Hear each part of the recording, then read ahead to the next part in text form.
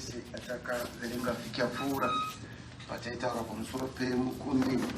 I think that was kuna zvakazarurwa chapter 2, chapter 3. Okay, chapter 3.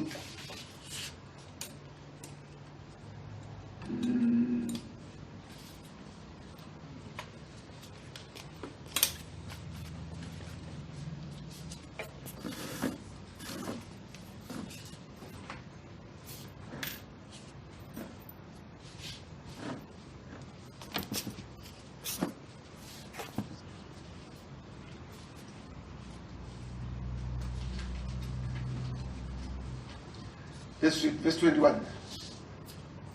Chapter 3, verse 21. Unokunda ndichamupa chinhu ichi, kuti agare neni pachigaro changu choushe, seniwo ndakakunda ndikagara pamwe chete nababa vangu pachigaro chavo choushe. Amen. Shakufadza shoko ravo tigare pasi. Akutenda Mwari nekuverenga shoko ravo.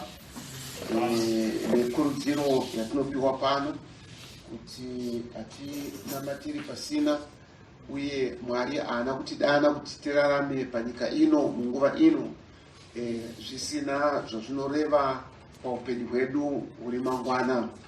Tinovimbiswa pano ropafadzo yekugara pamwe naShe pachigaro chavo chokutonga, nekuti zvinenge zvabva pakukunda kwedu. Saka hatisi kunamatira pasina, hatisi kurwiswa nowakaipa pasina. Mwari unacho chaakada pamusoro pedu, chaakatigadzirira kare, kunyange kubva nyika isati yavambwa, kuti gova naye mushe wake, uye tigogara pamwe naye pachigaro chake chokutonga. Saka tine vimbiso uyezve tine mubayiro watinopuwa nokuda kwokutenda kwedu, uyezve nokuda kwokubata kwedu kwatinobata nako. Amen. Saka mukurwa kwose pane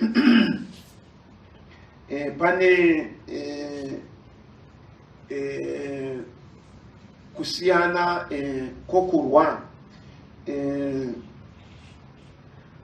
kunyangwe mabuto kana achigadzirwa vanosiyana madzidzisirwe avo nokuda kwechimiro chemarwiro avo.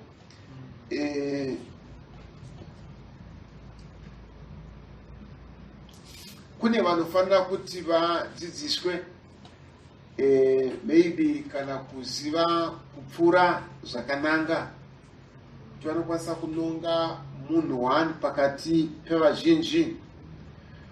Pana madzidzisirwe ekuti varwi vanokwanisa kupinda mukati mavavengi kuti vandotora kunyange chavanoda. Irime pamazuva aDavid kwai pane mhare nhatu dzakapinda napakati pavaFiristia dzikandochera mvura. Saka mukurwa mune kusiyana kwamarwire. Zviine chikonzero chekuti panodiwa kuti paitwei. Handi munoona, kuna vanofanira kuti vadzidze kuziva mepu kana kuziva kuti muvengi ari pakati. Panodiwa futi yakadi yekuti ikande mara ringandosvika ipapo. Saka kudzidziswa kwavo kunosiyana. Kana tidzidzisa regular soldier, murwi unongorwa panyika, zvinosiyana kana pachidzidziswa anonzi mukomando, anopinda panenge pakati siyanei nepanokwanisa kungopindwa nemurwi. Saka dzidziso inopfuura nomurwi mumwe nemumwe ndizvo zvakaita kunyange Bhaibheri richiti muimba uhuru mune midziyo yakawanda yakasiyana siyana, asi pane midziyo inokudzwa. Paul anoti achiti kana munhu akazvichengeta panhano idzi anozova mudziyo unokudzwa wakafanira basa ratenzi. Saka Mwari anoziva chigaro namatongero ounofanira kuzotonga nawo. Ndochikonzero Mwari achikupfuudza nepaanokupfuudza napo. Anoziva chichadiwa newe kana tava pamberi apo. Mwari waiziva zvaaida naPita pamusoro pekubata kwake semuapostora Ishe wabviswa panyika. Mwari waiziva chaaida naJohn kana iye azobviswa panyika. Tinoona pamazuva ekutanga kwekuparidzwa, Herodhi akabata Jakobho akamuuraya nemunondo. VaJudha vose vakafara kuti vanhu vaya vatanga kuurayiwa, vanga vachitinetsa nekuparidza zvaJesu. Herodhi akaona kuti vanhu vazvifarira, ndobva aenda ndobva anobata Pita ndokumisa mujeri. Mutumwa achibva auya ndokubudisa Pita mujeri. Mutumwa aye aikwanisa kuuya akabudisa Jakobho mujeri futi, asi haana kumubudisa. Mwari waiziva chaaida pamusoro paPita kuti amupukunyutse kubva muruoko irworwo. Toziva tose kuti vaapostora vose vakaurawa. VanaPita vakaurayiwa vakaiswa pamuchinjikwa musoro pasi makumbo mudenga. Vana Andrea vakaiswa pamuchinjikwa wakanga usina kudai but wakaita kudai so. Vakaitirwa zvakaipa vose vaapostora, asi Johani vakaedza kumuuraya vakatadza kumuuraya. Vakamisa mafuta aibhoira, haana kutsva, nokuti Ishe waiziva chaaida kuti ashandise Johani pamberi. Saka izvozvo zvose zvatinopfuura nomukati mazvo. Saka Ishe vachiti anenge akunda, unokundei? Aukunde icho usani usina kupfuudzwa nomachiri. Mwari anoziva nhando yako yaunofanira kuzova. Kana tichinzi tichagara pachigaro chake tichitonga, hatitongi zvakafanana, hatitongi nechero chimwe. Towisana. Panyika pano tine nzvimbo dzatakapanana, dzatinopa remekedzo zvakangofanira. Paul anoti achiti vakuru ngavaremekedzwe. Is that right? Muprofita anoti achiti hofisi yomudhikoni yakakosha kudarika kunyange yapasta. Ngapasava nemunhu unokoniwa kuremekedza that office. Saka zvinhu zviri panyika zvatakapanana uye zvatinopa remekedzo kwazviri, asi Mwari unoziva nhano yako yauchabata kana waakutonga nashe. Hazvireve kuti uhierarchy hwedu hwatinopanana pano, kuti mudhikoni mukuru, mufundisi mukuru, zvoreva kuti kana tava nhano iyo zvinenge zvichingova zvichitevedzana izvozvo. Mwari unotipa mumwe nomumwe sezvaakabata. But iwewe wakambobatei? Mwari ari kukupfuudza nomuchimiro chekuti uve nenzvimbo yako mukudana kwaMwari. Profita anoti achiti vana 12 vaJacob pavaiberekwa, kwaiva namai vavo vakapfuura nomukurwadziwa, kwaipa mumwe nomumwe zita rake. Zita raipiwa mumwe nemumwe raimupa nzvimbo yake munyika yechipikirwa. Saka yange isiri nyaya yekuti Rubeni mukuru, yange isiri nyaya yekuti Josefa mudiki, yaiva nyaya zvakapfurwa nomazviri kuti zviunze Josefa kuti ave panyika. Then we see in the end kuti vana vaReuben havana kupiwa nzvimbo imwe cheteyo kana chigaro chimwe chetecho nevana vaJoseph. Mukatarisa vana vaJoseph, Ephraim naManase, vakapiwa mugove wakafanana nemadzibaba avo. Varipo pakati pavana Judha nana Asheri nana Simeon. But vana vaReuben vanoenda pasi pezita raReuben. But vana vaJoseph vanopiwa zita rinofananawo nana Reuben. Saka Mwari achikupfuudza nemaanokupfuudza namo nechiyero chauri chacho. Hazvina basa uri mudoko uri kuchikoro, hazvina basa uri kuenda kubasa, hazvina basa wava mumba.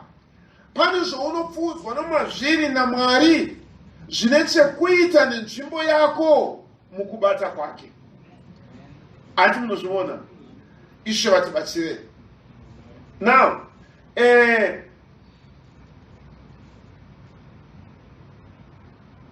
saka ndimwari vanobata nesu. Mukatarisa Joseph akapfuudzwa nemusina kupfuudzwa namo vana Simeon. Joseph akasangana nekurwiswa kunodarika zvaiitirwa Reuben. Mwari waiziva kuti Joseph achandova mubati agochengeta hama dzake muIjipita. Saka don't lose heart. Usarashikirwa nokuda kwokuti sekutaura kwaJakobo achiti nomadambudziko kana nemiedzo yose inouya pamuri. Again, kana varwi vachirwa, vavengi vanoziva kuti vari kurwa navanani. Pane nguva yakanetsana Britain neArgentina vachirwira mamwe maislands hanzi maFalkland Islands. Saka kwakaitika hondo ikoko. Saka maBritish achienda kundorwa akatumira shoko rekuti ko zvino kwakuuya varwi vekuBritain vanonzi maRed Berets kana kuti magecko. Varwi vavo vakatrenwa nokutrenwa kuriko pamusoro-soro. Saka Argentina payakanzwa izvozvo, kunyange yakada kuedza hayo kuenda kundorwa, varwi vacho vachinzwa kuti aya magecko ari kuuya, vakatanga kusarenda vega. Nokuti vaiziva kuti watiri kurwa naye murwi wakaita sei. Imi munozviziva vaIsraeri pavairwa navaFilistia. VaFilistia pavakaona areka yaJehovha yauya mukempi yavaIsraeri, vakaudzana vakati, varume, sungai dzisimbe, nokuti vamwari vavaIsraeri vauya kumisasa. Saka wakaipa unoziva nzvimbo yako, wakaipa unoziva chakadiwa naMwari pamusoro pako, nokuti remember rugwaro runoti iye wakangwara kudarika Daniel. Daniel aiziva zvakavanzika zvisina kutaurwa. Saka wakaipa unoziva zviri mberi uye kuti uri chibatiso chakadii muruoko rwaMwari. Saka kana wakaipa akurwa nowakadaro, aharwe naye sekutaura kwokuti with kid gloves. Anorwa newe azati ndiri kurwa nemhare. Anorwa newe achiziva kuti ndiri kurwa nani. David paakaenda kuvaFilistia, vakuda kuenda kundorwa, David ari pakati pavo achitiza Sauro. VaFilistia vakataurirana vakati, imi munhu wataakuenda naye kunorwa naye uyu ndiye ka David wakaimbirwa rwiyo paya achinzi Sauro wakauraya zviuru, iye akauraya zviuru zvamazana. Ndiye ka David akauraya Goriatu. Saka aizikamwa nezvaakaita zvokuti vakataura ipapo vakati okay David unyange tichiwirirana atidi kutienda unorwa newe. David akati kondatadze kuingawa ndandigere pakati penyu muchindichengetawo zvikanzi aiwa atidi kunorwa newe. Sara nokuti vaiziva kuti waiva ani. Wakaipa unoziva kuti iwe ndiwani. Iwe ukatarira madambudziko andosongana nawo, ukatarira kurwiswa kwandinoitwa ini, iwe unoona kuti bati uyu uri nani, zviri kufambira zviri nani, andirambe izvozvo zviri kundifambira zviri nani. But sei iwe zvakakuomera, wakaipa unoziva nzvimbo yako, wakaipa unoziva zvaunofanira kuva, uyezve Mwari unoziva zviri mberi uko. Ishe vatibatsireni. Hazvizi zvose zvandakasongana nazvo zvaunosongana nazvo. Zvimwe ndinokwanisa kutarira ndikaona chimiro chinopfuura nomumwe, ndototya kuti aiwa izvi kudai nehandaizvikunda izvi. Hazvinei kuti uri mudoko kana wakadii, pane matinopfuudzwa namo naMwari aine pfungwa nechivavarirwa chekuti iwewe uve mukundi. Saka unoenda nomutraining, unoenda nomukurovedzwa maringe nezvakatarisana newe mangwana. Imi munozviziva Mwari achida kushandisa Timoteo, zvinotaurwa pamusoro pake kuti kutenda ikoku kunokosha kwaimbogara muna mai vake nambuya vake, uyezve kukagodzaka ukapinda muna mai vake kukagamuchirwa naiyewo Timoteo. Asina kudaidzwa wa mukuru, Paul antaura pamusoro pake achiti iwe unoziva wakadzidza kubva pauduku hwako magwaro anoendesa kukururama. Saka pane njira yakapfuudzwa nayo Timoteo yaikwanisa kuti Paul azoreva pamusoro pake achiti zvinhu izvozvi zvakanaka zvawakadzidza uzvipewo kune varume vakafanira vanogona kuzvitora vakazvipfuudza mberi. Paul akufa ane that confidence yekuti unotaura kuna Timoteo achiti Timoteo ini ndarwa kwakanaka ndadururwa, asi iwewe chitora shoko iri uparidze nguva yakafanira nyangwe isina kufanira, urayire urange utuke asi nomwoyo murefu. Unokwanisa Paul kusiya nyaya yose iri muruoko rwa Timoteo nokuti wakaona zvaive Timoteo kwaari. Amen. Saka Mwari unoziva zvauri kwaari. Amen. Vazhinji vakararama pamazuva aAna vakapfuurira mberi mumhuri dzavo, vakava nemhuri dzavo, vakapfuurira mberi zvakanaka vachirarama mhuri dzavo nomufaro. But Ana hazvina kudaro. Makore 7 murume wake wakafa. Pane zvaionekwa naMwari zvaiva mberi pamusoro pake. Mwari waiziva zvaaifanira kuzova pakuuya kwaJesu panyika. Saka ndiMwari, and you never go wrong. Aite zvinhu zvisina kufanira. Unotungamira upenyu hwedu, mweya yedu nenjira dzedu, kuti amapaguma kwezuva pabude munhu anozvina Mwari mukundi. Amen. Saka don't lose heart. Kana uchipfuura nemunopfuura namo, usaenzanisa upenyu hwako nahwavamwe. Mwari wakatipa chiyero mumwe nemumwe zvakafanira. Amen. Asi pane zvose Mwari wakatiudza kuti tikunde nokurwa tiri panheyo dzokururama muutsvene nemukuchena kwomwoyo. Amen. Tirambe takabata takatarira.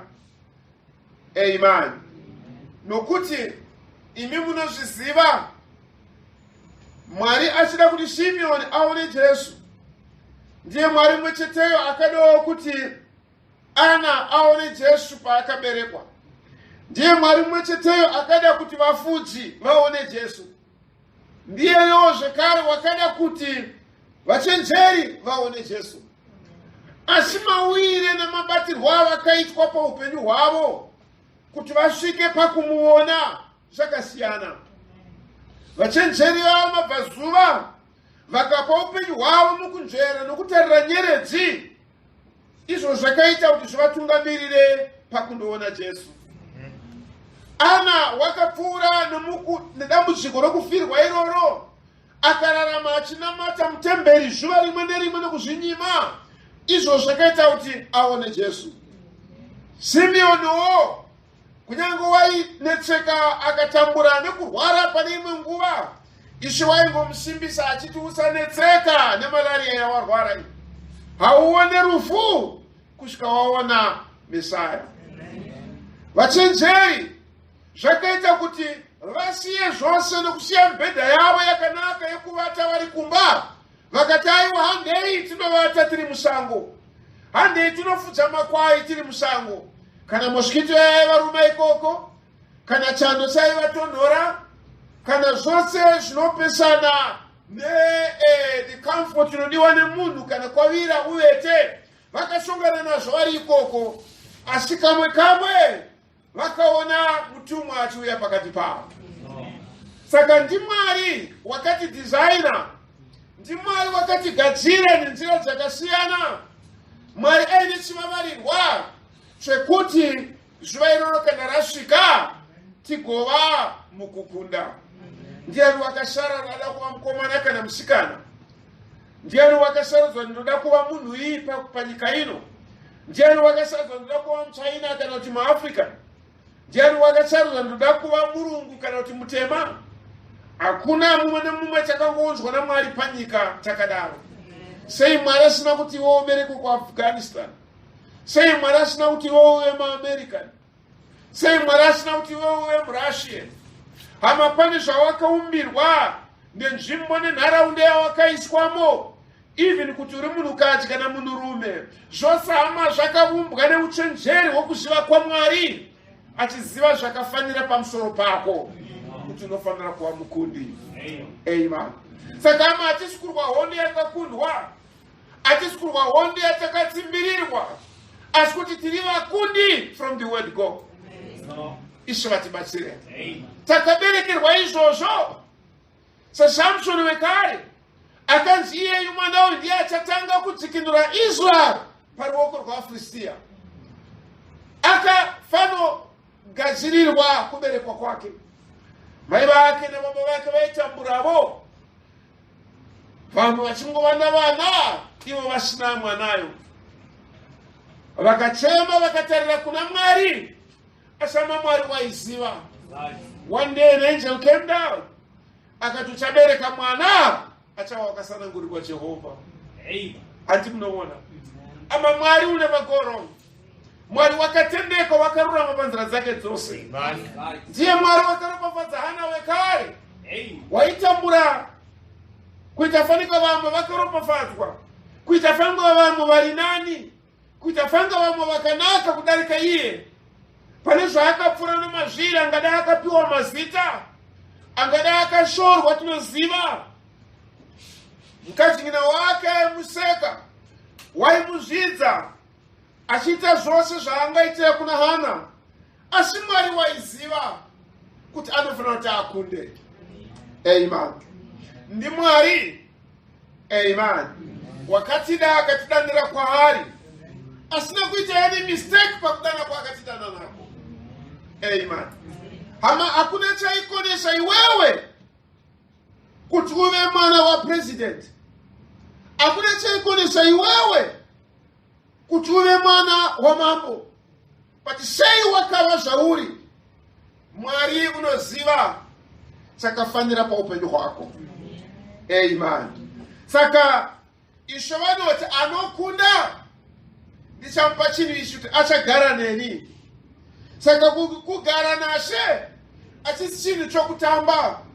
Saka tinouya nokupa upenyu hwedu kwaari iye kuti tive chibatiso muruoko rwake, zvive zvakafanira kana iye wouya. Amen. Saka pandinenge ndiri pandinoraramira, ashina basa ndinoitei hama ndiri conscious ndakapatikira kunyaya iyi yekuti Mwari anacho chaanoda neupenyu hwangu. Mwari anacho chaanoda kuti andishandise. Mwari ane chaanoda kuti andibatishe pabasa rake. Saka izvo zvinotiunza kunyaya yakataurirwa Abrahamu. Akanziwe Abrahamu, famba pamberi pangu uve wakarurama. Amen. Nemhaka yei? Nemhaka yekuti Mwari pane chaaida neupenyu hwaAbrahamu pakuguma kwezuva. Mwari wokudenga watibatsire. Amen.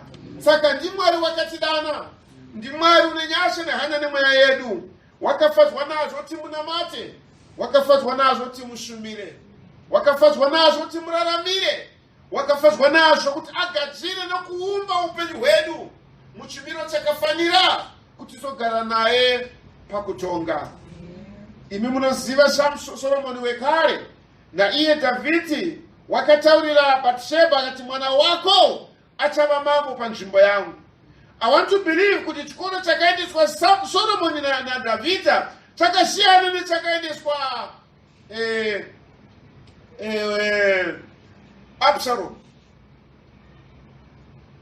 Vakapiwa kuna Solomoni kuti vamukudze vaiva vanhu vakasiyana nevakapiwa Absalom. Andimona Absalom zvaingoveri basa rake ranga rimugareku ari kuheya shaluni achifarira bvudzi rake kudarika zvimwe zvinhu zvofana kuva. But Solomoni, I want to believe Mwari Dhavhidhi akamisa panzvimbo yekuti kubva maari muve neunhu hunokwanisa kuzokwanirisa chaidiwa naMwari pamusoro pake. Musi waakazobvunzwa achiri mudikisa, Mwari akamutaura ndikuitirei.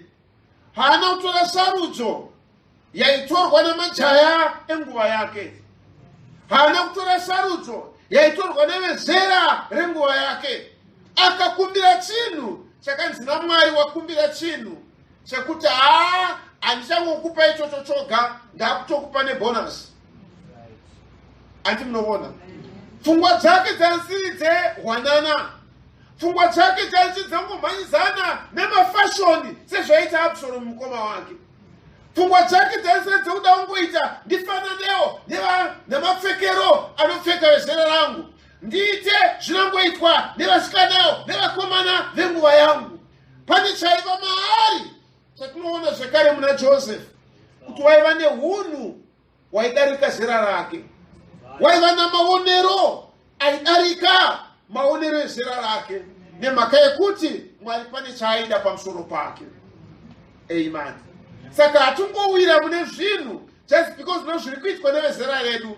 Hatungotapwa nemutapirwe wezvinhu zvinongotapa vari munharaunda dzedu, nekuti hama Mwari pane chaanoda nemweya yedu neupenyu hwedu. Anokunda ndichamupa chinhu ichi. Amen. Kuti achagara neni. Ndiani uchagara nashe? Ndiani une that caliber yekugara nashe pachigaro chavo? Ndiani anganzi nashe swedera pandiri tigare tose? Unenge wakararama upenyu hwakadii? Anenge akazvipa zvakadii? Remember, vose vakazova vatungamiriri vehondo nevabati muushe waDavid ndeavo vakava naye panguva yaakanga asiri chinhu, achitiza Sauro, achindohwanda mumapako. Ndo maienda vana Joab, ndo maipinda vana Abineri, ndo maienda vaya vakazomira naye vana Uriya. Vose vakazondopinda pakati paofisi yazvinomucherera mvura vaya, vese vakava naye munguva yaanga asiri chinhu. Asi mukukwaniswa kwenguva vakagara pazvigaro zvokutonga pamwe chete naDhavhidha. Amen. Dai Mwari vakatibatsira, anokunda ndichamupa chinhu ichi kuti agare neni. Saka takadzoka mashure, if you remember, kuti koisha kuti azokunda waifanira kuva sei. Takaona muberekerwe wake, takaona muzvibatire wake. Anti munoona kunyangwe aine 12 years vamwe vana vachienda kunotamba pada, vamwe vana vachienda kunotamba bhora, tumwe tuvana tuchienda kunoita tuchinodhigidhawo. But Jesu aiti 12 vakamuona agere pakati pavakuru achitaura navo shoko raMwari. Can you see? Anokunda seni ndakakunda. He was not subjected kune zvinhu zvenhando just because in age yacho. Can you see? Haanozvibatanidza neshamwari dzaingoda tuma boyfriend netuma girlfriend. Haanozvibatanidza neshamwari dzaingoda kunomwa mutoriro nokuputa zvinodhaka. Akazvibatanidza nezviri zvoushe hwaMwari. Saka achitini ndakakunda iyi. Ngatitarirei wakakunda sei. Haana kukunda nokubatwa mubutera wezvangowo zvenguva yake. You know, that is our problem. Isu tinofunga kuti ndikapfeka rokwe refu ndabva ndaita mbuya, ndikapfeka trouser rakanyatsodzikamawo ndabva ndaita mudhara. Ishe Jesu haana kudaro. Amen. He was found ari pakati kunyange pavakuru ipapo achitaura shoko raMwari. Amen. Tinowisana. Mwari mudenga watibatsire. Hakuna kungotapwa nezvinhu zvisina maturo. Wanikwa uri about your father's business. Wanikwa uri pazvinhu zvakafanira ushe hwauchagara uchitonga. For your own information, nyika ino yararama for 6,000 years. Rechi 7,000 ichapinda millennium. Iya inonzi 1,000 years dzekutonga kwaShe.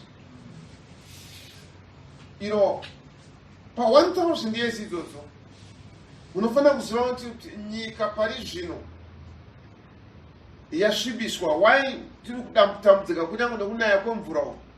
Nyika yasvibiswa nezvimagases zviri mudenga. Industry, zvombo zvehondo zviri kugadzirwa. Iko zvino tiri kunzwa kuti kuUkraine Russia iri kungobomba, amaesi kubomba nezvinhu zvinoputika utsi fanika hwehuni. Zviri kuputisa utsi hune utachiona hune simba rakashata machemicals arimo pari kurwa honde yo. Uye zvezvo zvokurwa honde zvingotinongedzera kuti zvinotaka kundosvika kumucheto. Saka kana taakutonga naShe mu 1,000 years panofanira kuti paitwe dzoredzaniso. Amen. Yekuti zvinhu zvibviswe muchimiro chazviri. Imi munoona nzira zvadzinhu dzakaita kuzara nedzimotikari. Motikari dzechingoti dhuru chida dziri kuemita magases anokanganisa kufema nezvakanaka zviri panyika ino. I want to believe in millennium we shall do away with all that. Tichabvisa zvose zviri zvombo zvehondo. Tichabvisa zvose zviri muitiro wakashata. Tichabvisa zvose zviri mapfekero akashata. Saka Mwari unovada ivavo vaachatonga navo. Saka iwewe kana uchizotonga naShe kuti udzorejereje. I don't want to believe kuti millennium vanotonga naShe vanenge vakarembedza mabhuruku azviri kuita wakovana mazuva ano. Saka pari kudiwa asingarembedzi nhasi kuti azounza kururama kwacho kunodiwa muushewo. Can you see? I don't believe vanenge vakapfeka ma-see-through nema-miniskirts ari kupfekwa navanhu nhasi. Saka varipo vari kuraramira kuzotonga munguva iyoyo. Vari kupfeka zvakafanira, vari kutaura zvakafanira, vane hunhu namaruramire ekuti vadzoredzere zvinhu muchimiro chakanaka. Anokunda nchamupa chinhu ichi kuti achagara neni. Unokundei? Unofanira kutanga wakunda kuti ukwanise kuzotonga. Can you see? Ishe vatibatsire. I remember tichikwenda kuchikoro tichiri masubway first, that is first year sub-B.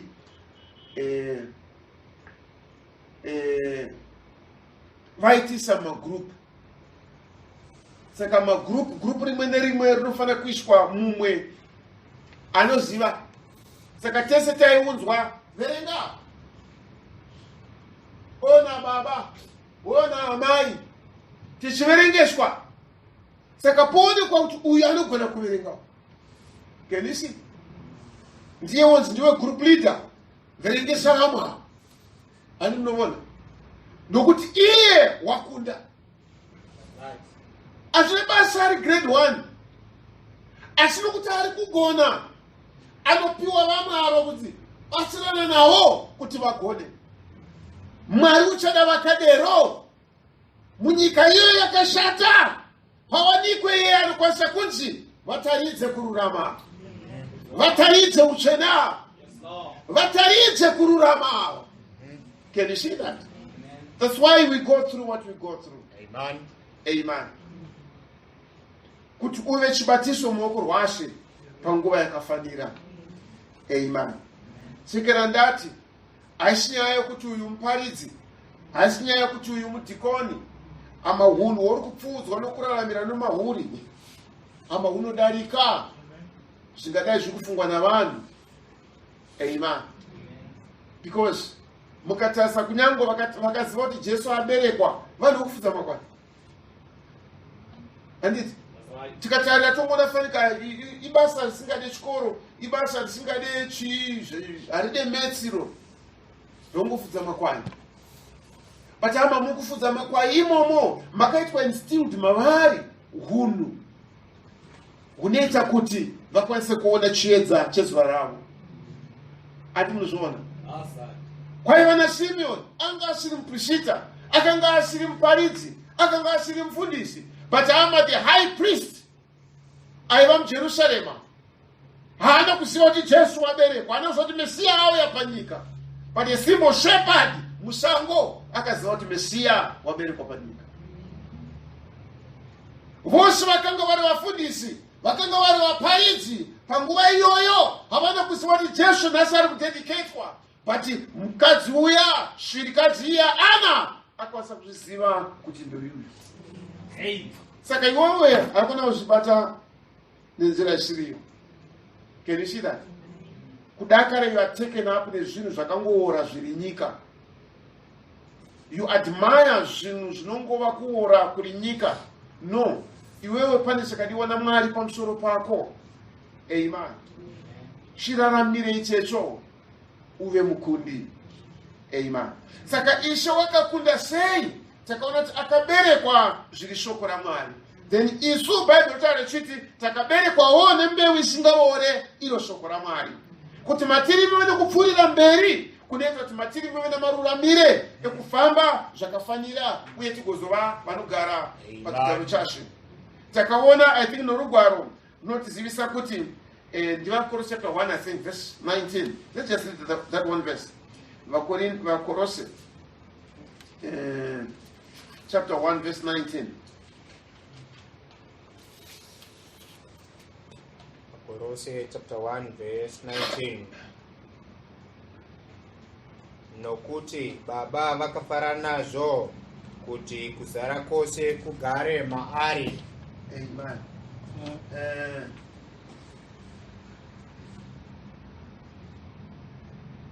Let's go to John chapter 1.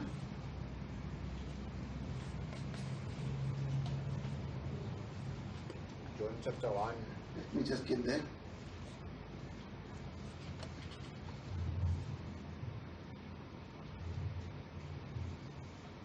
Verse 16. Verse 16. Nokuti pakuzara kwake isu tose takapiwa nyasha pamusoro penyasha. Amen. Now, kwai zvakafadza Mwari kuti kuzara kwose kwoumwari kugare muna Kristu Jesu. Uyezve mukuzara ikoko isu takapiwa nyasha pamusoro penyasha. Amen. Saka Ishe wakanga asiri mweni kune zvinhu zvoumwari. Wakanga asingazivi umwari nekudzidza nokuverenga pamusoro pawo. Sekera pane nzvimbo Ishe munoti vanhu vanonzvera magwaro, vachifunga kuti maari ndipo mune upenyu usingaperi. Asi magwaro awa anotaura nezvangu. Can you see? Now, saka waiva kuzara kwaMwari kwaiva maari. Akakunda iye anoti imi kundai seni ndakakunda. Wakakunda netsika ipi? Tinoona mazvarirwe ake kwaiva kutaurwa kweshoko raMwari renguva, nokuti vaGalatia 4 inoti mukuzara kwenguva Mwari wakatuma mwanakomana wake akaberekwa nomudzimai pasi pomurayiwa. Haana kuuya kunze kwenguva, akauya mukuzara kwenguva. Amen. Ndochikonzero paya Apollo was this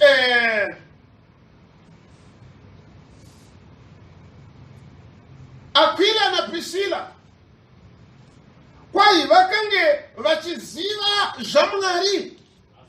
Even Apollo waiziva zvaMwari, achiziva kuti Messiah unofanira kuuya, but aiparidza zvaMessiah achingotaura pamusoro perubhabhatidzo rwaJohani. Aizvisa Johani wakati anouya sure kwangu, wasingagone kusunungura tambo dzeshangu dzake. Saka aingoziva rubhabhatidzo rwaJohani, but vakati vamutora padiri Aquila na Priscilla, vakatora Apollo padiri, vakanyatsomurondedzera kuti yava nguva yousiku. Can you see that? Tava panguva ipi? Atisiri panguva yamasangano, asiri panguva yePentecost, asiri panguva yejustification and restoration. Tava panguva yekukwaniriswa kweshoko raMwari. Anti mnovona mukuzara kwenguva. That's how Ishe wakakunda. Haana kuuya kunze kwemwaka, haana kuraramira zviri kunze kwemwaka. Sekera akakunda. Saka pano zvanzi kuzara kwaMwari kwaiva maari. Amen. Saka zvakaudza nyasha dzaMwari pamusoro penyasha kuti tiwanirwe dzikinuro neruponeso rwedu. Amen. Saka ndo zvakaita kuti Ishe akunde zvaiva maari. Mwari waiva maari. Amen. Pamungodzokera zvekare patakaverenga the greatest battle ever fought. If you can just come up, brother. The greatest battle ever fought. Takaverenga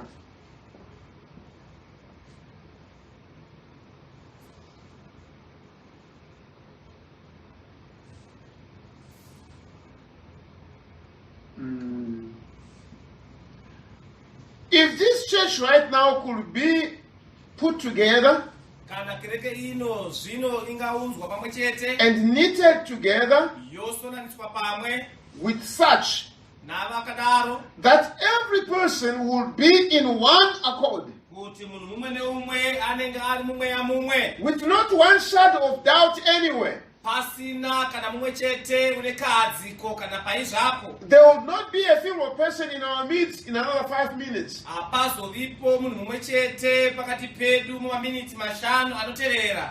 Who will be feeble. There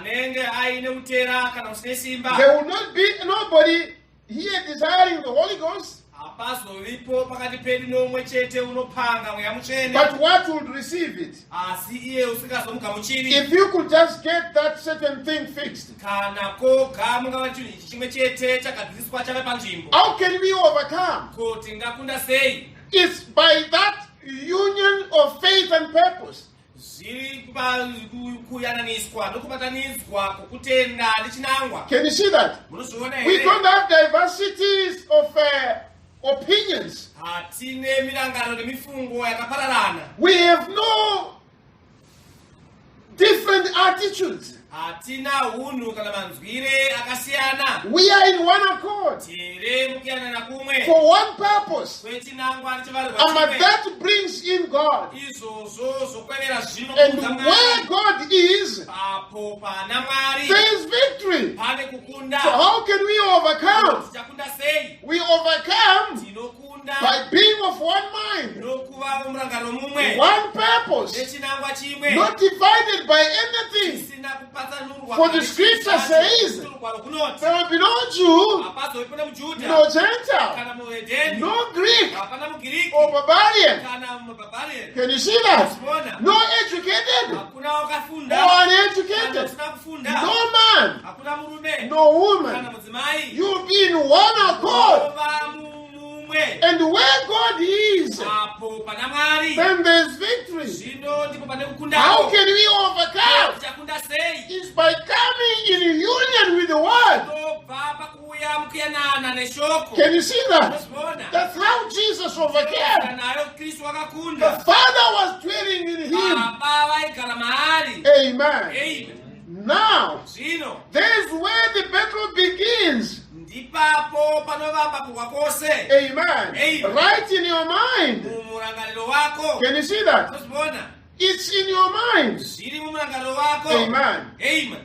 Now, the mind Murangariro accepts the life, unogamuchira upenyu. which is the word of God, Unova shoko raMwari. and there brings the life. Zvino ipapo poberekwapo upenyu. Just your thoughts doesn't do it, Mirangariro yako yoga haizvikwanisi. but the word of God Asi shoko raMwari brought in the channel of your thought. zvinounzwa nomuhwezva kana nenzira yepfungwa yako. Can you see? Unozviona? The fullness of God. Kuzara Was in kwakura Christ. kwaMwari kwayo muna Kristu. And here the prophet says, Zvino pano muprofita in oti your mind, mumurangariro there wako must be munofanira kuva influence of the word of God. neunziro yeshoko raMwari. You receive the word of God. Unogamuchira shoko That's raMwari. how you can overcome. Ndiyonzira nayo unokunda. Not some denominational creed. Kwete imwe dzidziso yemasangano. Not somebody's talking. Kwete kutaura kwoumwe But munhu. it is the word of God Asi zvinova shoko that you raMwari. receive in the channel of your mind. Iro rinogamuchirwa munzira And yomurangariro that will wako. bring life. Zvino ipapo zvounza upenyu. Amen. Amen. It's not the thought, Hauzani uri mufungo. but your mind accepts it Asi murangariro wako unodzigamuchira. and grasps it. Wozvibata. What is your mind controlled by? Murangariro wako unotungamirirwa nei? Your spirit. Mweya wako. Can you see? And your spirit catches the word of God. Mweya wako wobata zveshoko raMwari. And that's the thing that's got life in it. Icho chinhu ichecho chine upenyu machiri. It brings life into you. Zvinounza upenyu mauri. Oh, brother, Oh, hama. when that takes place, Kana zvakadaro when zvaitika. life comes down through that channel Upenyu hwaburuka nemuhwezva ivoyo. into you, Muchiburikira the mauri. word of God Shoko is raMwari. now manifested in you. Zvinoratidzwa mauri. If you abide in me, Kana imi muchigara and mandiri. my words abide in you, Mazangu achigara mamuri. then ask what you will, Zvinoipa pachikumbirai chamunoda. and it will be done. Ichocho chichakuitirwai. That's how we can overcome. Iyo nzira nayo yatinokwanisa It's kukunda. not just by my desire. Hazvingobvi pakusvika kwangu koga. Yes, there are things that I need in life. Zviro kwazvo zviripo zvinhu zvandinoda muupenyu. There are things that I'm yearning for. Zviripo zvandinoda kwairira. But it's just like Abraham. Asi zvinongova saAbhurahama It's wakati. just like Sarah. Sasara They wanted a child. vaida mwana. And because they wanted a child, Kuti vaida mwana. it came in the mind of Sarah. Vakauya mumurangariro waSara. Abraham, take Hagar Abrahamu tora so that Haga. we can have a child. Kuti tive nemaramiro ekuwana Can you mwana. see that? Tinozviona. That was the mind. Vaingova mufungo. That was their thoughts. Vai mafungiro There was avo. no influence of God Paive in that pasina thought. ruzivo yemwari mumufungo iyoyo. Can you see that? Tinozviona.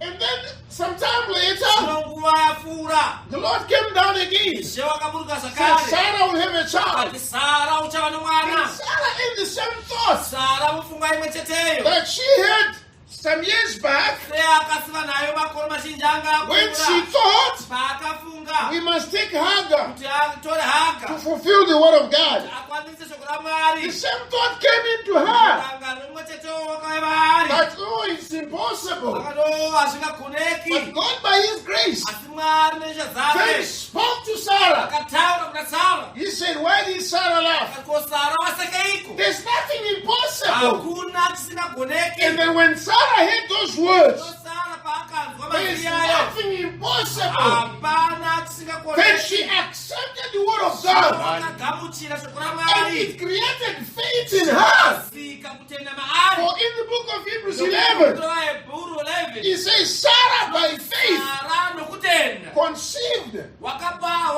wakatakura mimba and bare a child. wakabara mwana. It was not just circumstantial. Hazvina kungotora mukana. It was because now she had faith. Asi zvino zvakava nokuti How did she have faith? wakava sei She nokutenda. accepted the word of God Wakagamuchira shoko raMwari in her mind. mumurangariro wake. And through that, Kubudikidza the same naizvozvo desire that she had, kumwe chete kwaisiva nako that natural desire kusvira kwepanyama to have a child, kwokuda kuva nemwana. now in the channel of the Spirit of God, wenzira yeshoko raMwari then ipapo she received the wakagamuchira word of shoko God. raMwari And what she bore akabara was now the word of God. aive zvino shoko raMwari. Out of that one son, Kubva pamwanakomana mumwe we have got the chete nation of tine Israel. ndudzi nyika yaIsraeri. Can you see that? Unozviona It is now zvava zvino in the channel mumuhwezva of the word of God nzira yeshoko in raMwari the mind. mumurangariro. Yes, Zviro kwazvo naturally, panyama we want things. tinoda zvinhu.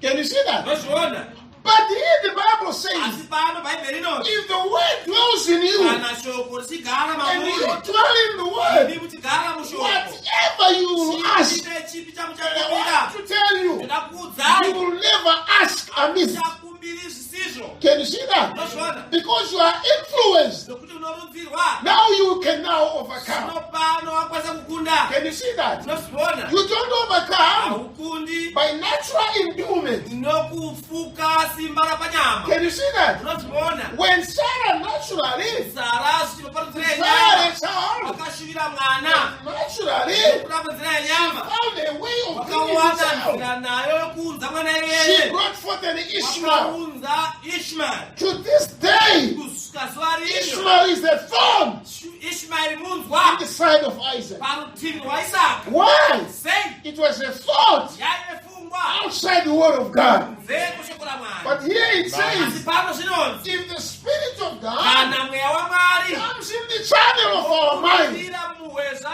we will wenzira now yedu. have faith. Zvino ipapo tiwane And kutenda what we will ask, zvatichakumbira we'll have to overcome. tinofana kukunda. Amen. Amen. There's nothing that can stand in our way. Hakuna chichamira panzira yenyu. Age could not stand in the way of Abraham. Miri harina kumira pana Abrahamu. Barrenness could not stand in the way of Sarah. Kusazara kwechizvaro chaSara hakuna kumira panzira yake. Because now it was more than man. Zvino zvakazopfuura zvinomova It munhu. was now the inspiration, Aive femero. the abiding word of God. Shoko raMwari rinogara. It was now abiding in them. Rakanga rogara zvino mavari. Blessed be the name of the Zita Lord. raShe ngarikudzwe. Amen. Amen. What does that do? Izvozvo zvinoitei? From the middle of the heart, Kubva pakati pemwoyo. which is the soul, Unova nzvimbo yogara mweya. from there goes forth, Kubva ikoko kunobudira. now feeding every channel. Kuchipa chokudya tsinga imwe neimwe. The trouble of it is, Dambudziko razvo nderiri. we are standing in here Tirimire kuno. with a lot of doubt, Tine kadziko zhinji. trying to accept Tiedza kugamuchira. what's out there. Chimwe chiri nechokunze kweduko. Can you see that? Unozviona? You cannot materialize Hamukwanisi kuunza mukuitika kwezvinhu. that which is not in you. Checho chisiri mauri. How did Christ overcome? Kristu wakakunda sei? By the abiding of the Father in him. Ndokuda kwougaro hwababa maari. And he says, now Zvinoona kuti the zvino. word must abide in you. Shoko rinofanira kuita ugaro hwaro mamuri. Amen. Amen. Hanti munozviona shivatibatsiri. That's how we overcome. Ndochikonzero Mwari ari kukupfudza nemaari kukupfudza navo. aufane kungowana zvinhu kungozviwana. David unoti imimi musanetseka, musashupika kana mukuona vakaipa vachibudirira nenzira isiriyo. Can you see? I've been reading panyuzi. You know, vanhu vanoita kuti Mwari anzi aita zvaasina kuita. Vanokwanisa kunzwa munhu pano akagara pawheelchair fanira asingafambe, womunesera Jesu simuka ofamba, vanhu pane zvaitwa naMwari. Andi munobona? Was it 1980 or 1981? Ndiri kuunit KU. Wakaitika revival yakaitikwa neimwe chechi. Tobva kamukamana kauya zvikanzi akataura akanzwi. Tobva kanamatirwa ipapo, tobva katanga kutaura. Saka vaikabvunza unonzi ani? Ndonzi Ningi. Unogara kupi? Ndogara kuunit J. Munhu asina kutaura upenyu hwake hweshe anoziva sei kutaura kuti unit J. Azvinoti Mwari anoita miracle yekuti wagona kutaura obva akufundisa kutaura kwacho musiwo pamwe chete. Wototanga kutodzidzisa kutaura kwacho. You get the point? Kana wanga usinganzwi upenyu hwako hwose, wodzarurwa nzeve dzako, wakunzwa. But zvouri kunzwa hauzivi, ndochikunzwa uye ofuta akazomboto ndikuona vanhu semiti. Haningizvo? Yes.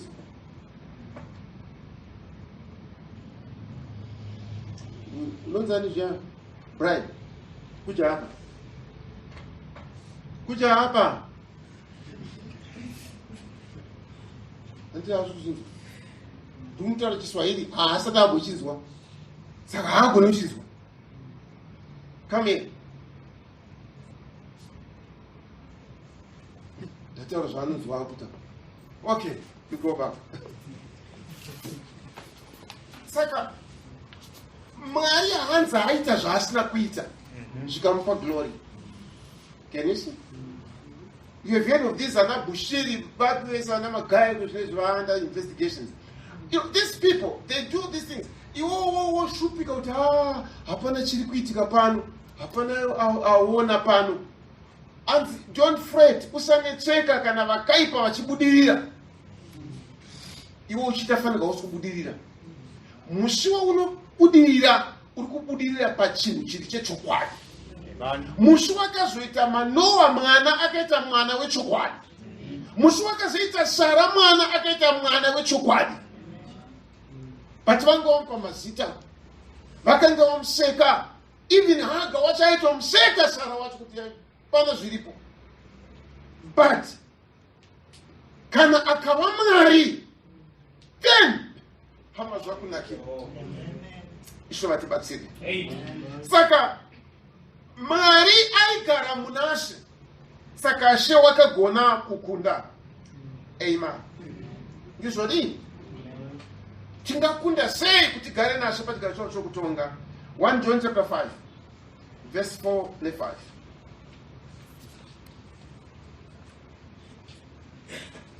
John chapter 5 verse 4. Nekuti chinhu chipi nechipi chinoberekwa naMwari chinokunda nyika. Kukunda kwakakunda nyika ndiko kutenda kwedu. Ndianiko unokunda nyika? Haazi iye unotenda kuti Jesu ndiye mwanakomana waMwari here? Amen. Chii chinokunda nyika? Kwai kutenda kwedu ndiko kunokunda nyika. Amen.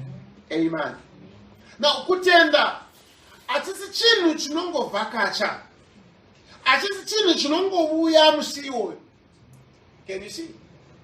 Kutenda chizaruro. Amen. You know, sometimes tunoita my emotions.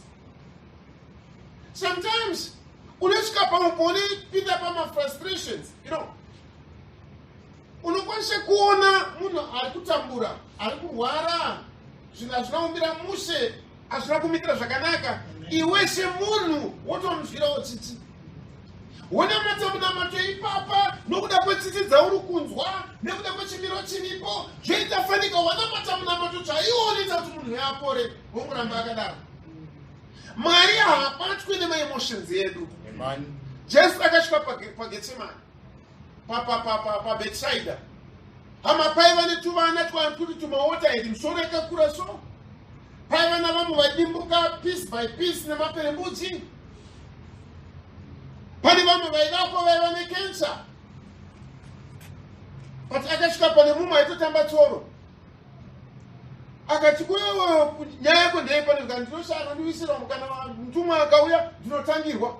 Can you see? Aitwa asvika kupinda achiona mvura but pava nemapofu angashingaona kuti mvura yakubvongodzwa vaitomirira kunzwa. Pamwe mutumwa aiuya achibvongodza vanhu vachita noise otedza kunzwa kuti mutumwa abvongodza but iye aiona achingosvika kupinda. But Jesu akasvika paari akati unodeiwe. Akanga asingaiti zvinhu out of emotions, aita zvinhu maringe nekuti Mwari ari kudei panyaya iyo. Can you say? Tingakunda sei ama zvinotora kutenda kunogara. Amen. Kutenda kunoraramira. Kana kutenda kuchiraramira mauri kunobereka zvibereko zviri zvorudyirwo rwawo zvokutenda. Amen. Saka chinozova mauri chaunogamuchira kubva kuna Mwari achisi chinhu chaunzwa neemotion. Yes, nema-emotions edu, I don't write that out. Tine zvatinoshuvira, hama munhukadzi mumwe nomumwe ane zvaanoshuvirawo. But chishuvo ichocho ngachirege kungova munharaunda dzekuti uri munhukadzi. Chishuvo ichocho ngachirege kungova munharaunda dzekuti uri munhurume. Mwari ngaachiuya apinde in that channel yemurangariro wako waitwa subjected kushoko raMwari, then chishuvo chako ichocho kana chava nefemero yomweya waMwari. You remember Sister Heti? Vakataura vachiti ichi ndicho chokwadi. Kwai prophet akati wataura zvakanaka, Mweya Mutsvene ukauya in that channel, ndopa akati chicho unoda. Tauraiko zvino chiitike. Kwete nekuti paitika my-emotions, aiwa. Nokuda kuti ataura zvakafanira. Chii chaunoda? Ndoda ruponeso rwevana vangu. Haana kuenda kuvana vacho ati vakomana akati mungoda nyaya iripo, amai venyu vanoda kuti munamate kai mimi, but inimi munongoita zvemisikadzwa, munongofamba muchingoita zvekutoriro. Tasai muone dai mauya matende shoko raMwari, dai mauya mazvipa kuna Mwari kunamata kwakanaka. Tasai muone vana vanhingi vaivai vakaitirwa zvakanaka nekunamata. Profita haana kudaro. Akati ndinokupa vana vako. Amen. Vana vakabva kwavanga vari vakawira pamakumba amai vavo vachipa mwoyo yavo kuna She. Nemhaka yeyi zvauya muchanelwa neshoko raMwari. Dai Mwari vakatibatsira. Ndingaiteiko kuti ndikunde? Zvanzi chakaberekwa naMwari chinokunda nyika. Kutenda kuri matiri ndiko kunokunda nyika. Kana takunda nyika tozotonga pamwe chete naShe. Mwari vokudenga vatibatsire. Atisi chinhu chiri kunze kwedu. Amen. Ndo chikonzero. I think we went through it anchaverenga. Muswesande takaverenga pamusoro pa Hebrews chapter 7. Ichiti murayiro waishayiwa simba nokuda, anti murayiro waisakwanisa chinhu nokuda kwokushayiwa kwawo simba uye nokuva kusina basa kwawo. Andi munovona.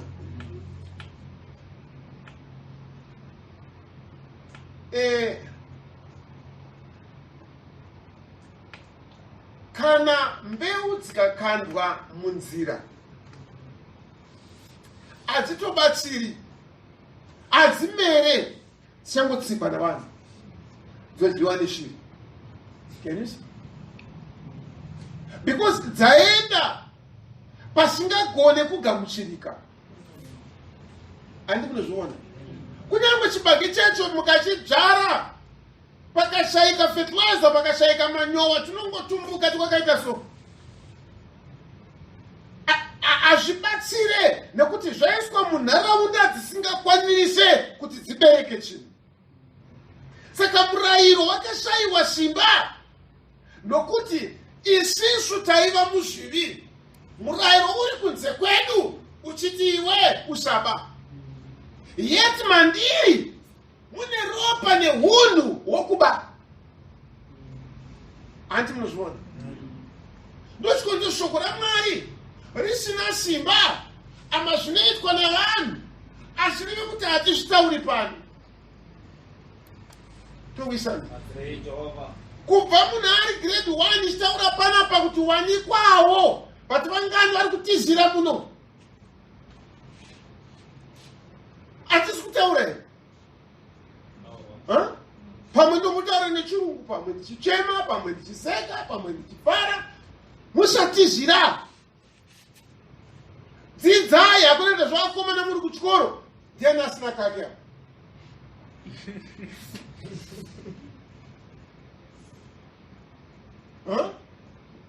Ndiani asina kake boys? Hatisi kutaura here bana.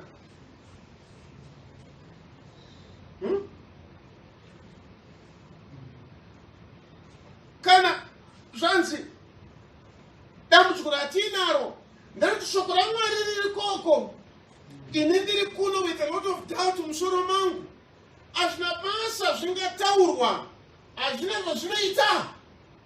Ndo zviri murayiro uri kunze kwedu. Imi munozviziva murayiro pawakauya. We saw it on Sunday kuti Mwari akanyora neruoko rwake pamahwendefa 2. But Moshe atakura mahwendefa iwawo akaona vanhu vachityora murayiro waakatakura. There's no need ndichisvika nawo. Ndobva aurovera pasi zvana Mwari, that's not the way to do it. Gadzira mama ndinyore futi. Ndobva agadzira, ndobva Mwari anyora futi. Ndobva Moshe atakura mahwendefa ndokuenda nawo. Ndokunomira pakati paIsraeri akati, inzwai weIsraeri. Zvikanzi mira Moses. Tanga wafukidza kumeso kwako. Hatisina kuona kugwinya. Can you see? Mose achibva afukidza chiso chake, vanhu havachaona kugwinya kwaMwari, vari kungoona the veil. Paul otati kunyangwe nanhasi murayiro waMoshe ukananga kuvaJudha, the veil ichiripo pamwoyo pavo. Paul arevera achiti maretera anouraya, the letter killeth, asi mweya ndio unopa upenyu. Saka havanhu vaIsraeri vari kugamuchira maretera, vari kugamuchira zviri kutaurwa naMozisi zvisina kugwinya kwaMwari. Mwari paakapa Mose murayiro akamupa shoko rake akati, enda kwete ungonotaura, but kugwinya kwangu kunenge kuri pauri. Hashi maretera aizogamuchirwa, kwaiva kugwinya kwaMwari.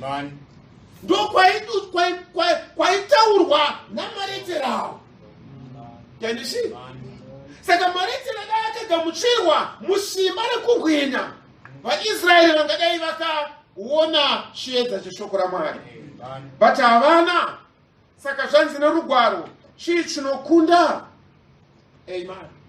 Chinokunda ndechakaberekwa naMwari, ndiko kutenda kunogara matiri.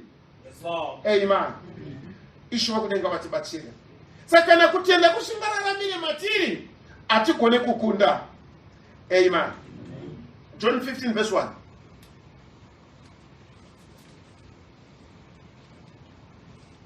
John 15 verse 1. So 1:15 verse 1. Ndini muzambiringa wazvokwadi, baba vangu murimi. Davi rimwe nerimwe riri mandiri risingabereke zvibereko, vanoribvisa. Rimwe nerimwe rinobereka zvibereko, vanorinatsa kuti riwedzere zvibereko. Imi matonatswa neshoko randakareva kwamuri. Garai mandiri, neni mamuri. Sedavi risingagone kubereka zvibereko roga, kana risingagoni kubereka zvibereko roga, kana risingagari mumuzambiringa, saizvozvo nemiwo kana musingagari mandiri. Ini ndiri muzambiringa, imi muri matavi. Unogara mandiri, neni maari, ndiye unobereka zvibereko zvakawanda, nokuti kunze kwangu hamugone kuita chinhu. Thank you.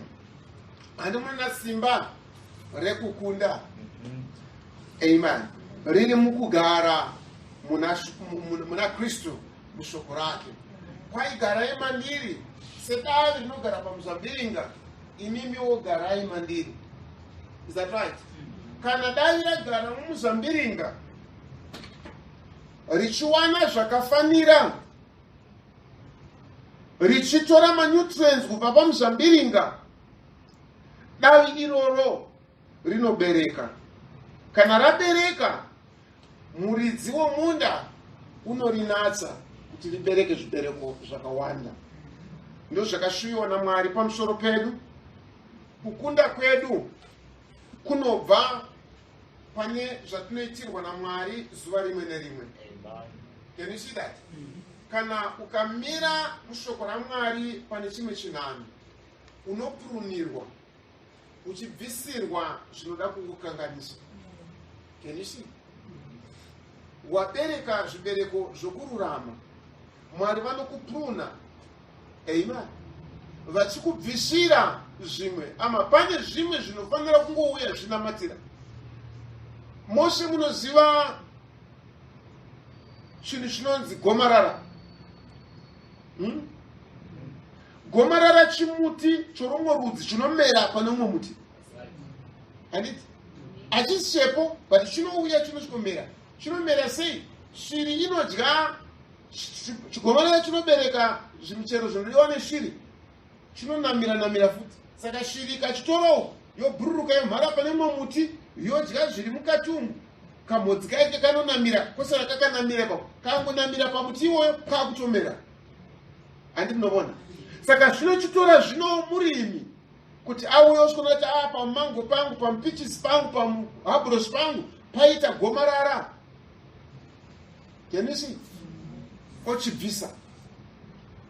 Chikareka kubviswa chinongogara. Saka zvinotora upenyu hunoraramira zvakafanira pamberi paMwari, kuti kunyangwe shiri ikauya ikasvika kusvikoisa mhodzi isiriyo pauri, unorwirwa. Hazvina kunzi davi iroro rinozvinatsa, kwai murimi unorinatsa. Can you see? Haugone kukunda zvese, iwewe mira panzvimbo yako, then Mwari ouya ochiita zvimwe zvacho. Can you see? Don't just give yourself kune zvinhu zvenhando. And it. But if you give yourself, unorwirwa sei?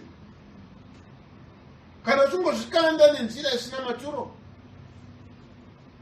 unorwirwa sei? There's no way. But iwo ukava wakarurama. Amen. Because there are some things futi zvinongoita kuti ungorwirwa. Amen. Usangotevererwa, you see. Wada zvinhu zvingova zvakanaka, ukangogeza mushe so, upfeka hembe dzakachena ufamba, unofamba ukasvika kwasvikwana ukadzoka. Handiti? But iwo wotumbura hove,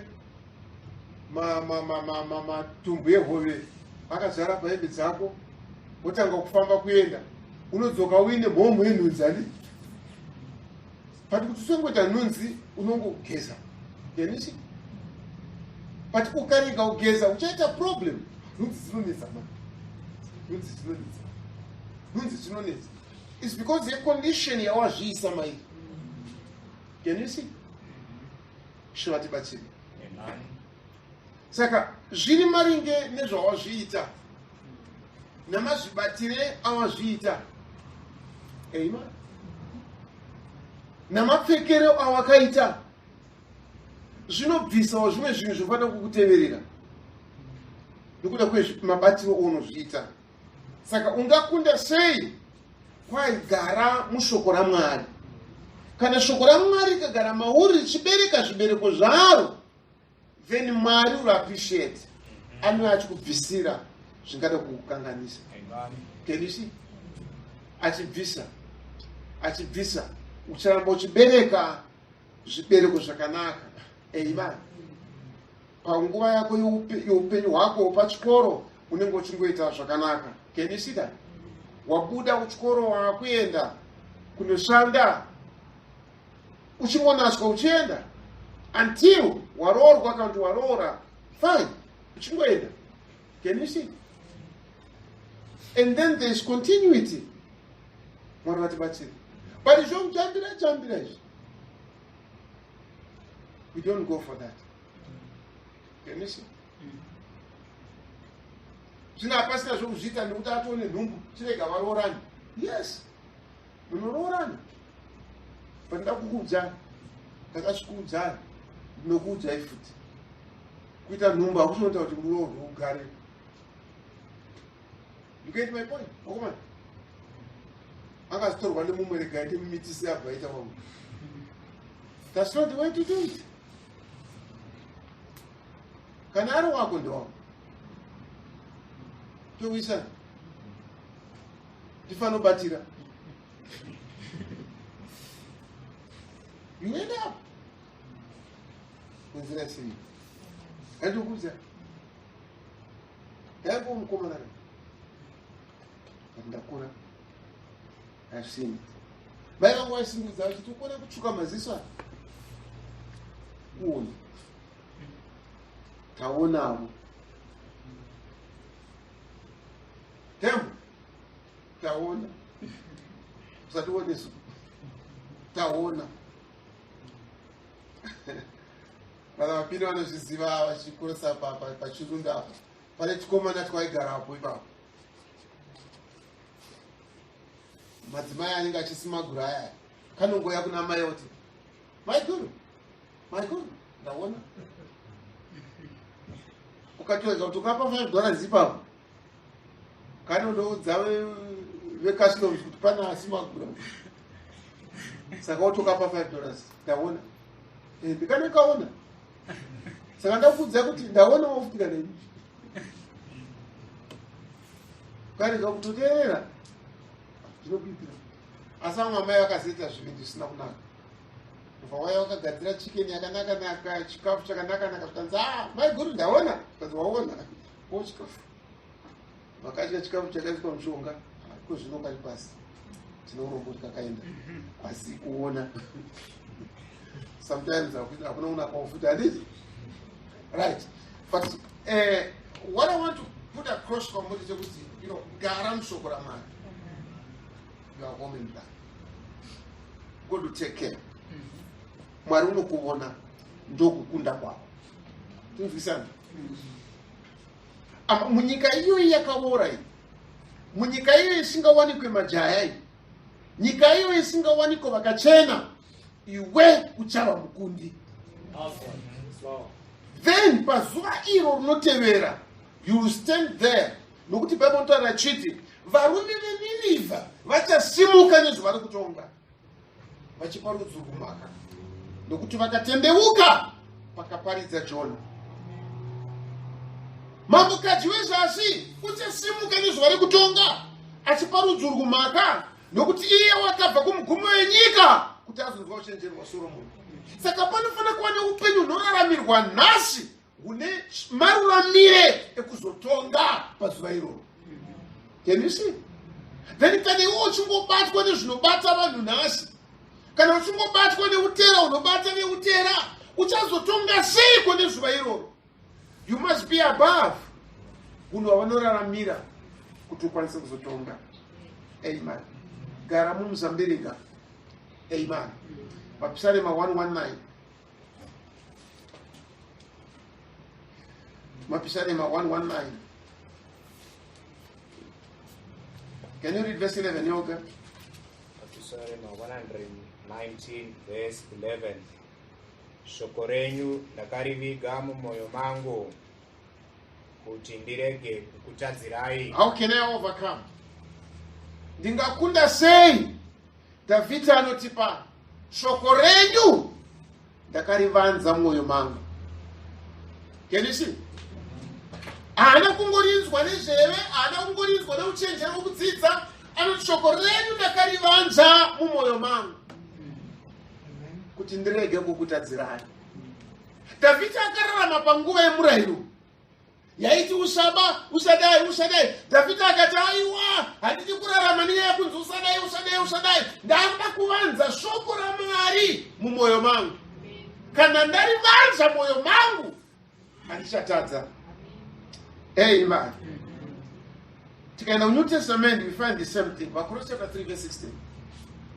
Vakolose 3, verse 16.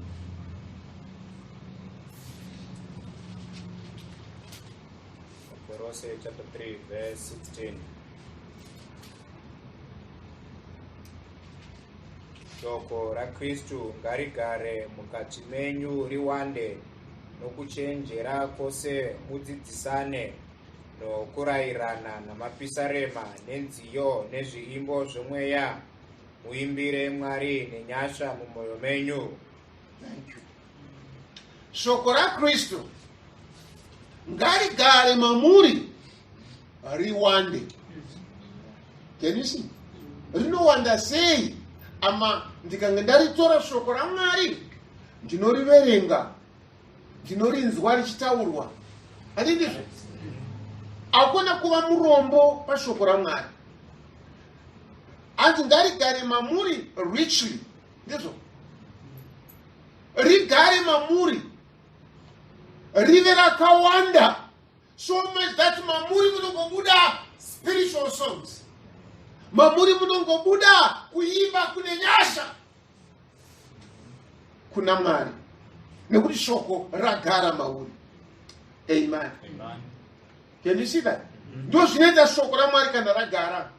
Amen. Hauzoisa munzeve nziyo dzamacheso ngwingwiri macheso. Kwai mamuri muno iminate, munobuda kuimbira Mwari. Mauri munobuda nziyo dzezayo. Mauri munobuda nziyo dzokurumbidza Mwari. Nekuti shoko raMwari rigere mauri. Let it dwell in you richly. Uye wakafuma pashoko raMwari. Then mauri munozobuda mifungo ya Mwari. Mauri munozobuda kuimbira Mwari. Mauri munozobuda kuraramira Mwari. Nekuti shoko raMwari ririmo wakafuma mariri. Amen. By Ephesians chapter 5. Verse 18. Ephesians chapter 5, verse 18.